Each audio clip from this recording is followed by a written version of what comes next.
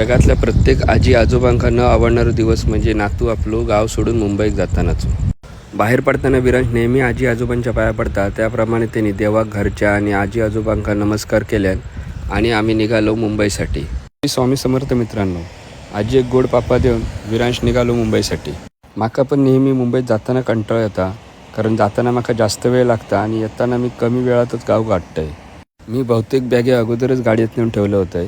बाकीची काही शिल्लक रवलेली बॅगे पप्पांनी हातात घेतल्यानी आणि जड अंतकरणात आईने आणि पप्पांनी आमका निरोप दिल्यानी. प्रवासाक सुरुवात करताना पहिले आपल्या ग्रामदेवतेक हात जोडूचो लागता. देवळाच्या समोर आम्ही देवाक नमस्कार केलो, स्वामींका हात जोडले आणि आमच्या प्रवासाक सुरुवात केली. जामसंड्यात CNG फुल केले आणि मी कात्रादेवी मार्गे निघाले मुंबईसाठी. प्रवास चालू होता तोच विरांश झोपलो. मी सरळ निघाले तो डोंगर तिटा मार्गे हातिवली असून लेफ्ट मारून मी सरळ हायवे गाठलाय आणि पुढचा प्रवास चालू केलाय. सिंधुदुर्ग रत्नागिरीत हायवे आपलो एक नंबर काम झालेला, त्यामुळे काय प्रश्नच येत नाही. प्रवास करताना पण मजा येता. नंतर मी थांबलोय तो डायरेक्ट हातखंब्याक येऊन जरा कॉफी पिले, फ्रेश झालंय आणि हय मी आंबे आणि फणसाचे भरपूर स्टॉल बघितलंय. हय आपलं कोकणी रानमेव स्वस्त मिळता. बरेचसे पर्यटक हय थांबतात आणि आंबे आणि फणस विकत घेतात. आम्ही आपली कॉफी पिलो आणि विरांशने आपलं सगळ्यात फेवरेट ज्यूस म्हणजे आपलं मँगो स्लाईस पिल्यान आणि डान्स करत आम्ही पुढच्या प्रवासात निघालो. संगमेश्वर पट्ट्यात जरा रोडचं काम झालेला नाही, त्यामुळे ते अंग नुसता पिळवाटान जाता. नंतर आम्ही पुढे जाता आमका दिसले ते आमच्या सगळ्यात कोकणातील आवडत्या दैवत म्हणजे आमचे गणपती बाप्पा.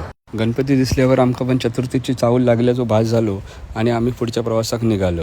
लोक प्रत्येक बापाशिक म्हणतात की तुम्ही तुमच्या पोराकले डोक्यावर चढून ठेवलास. ह्याचा उत्तम उदाहरण म्हणजे ह्या बघा, कसो माका पिळवटवता तो बघा.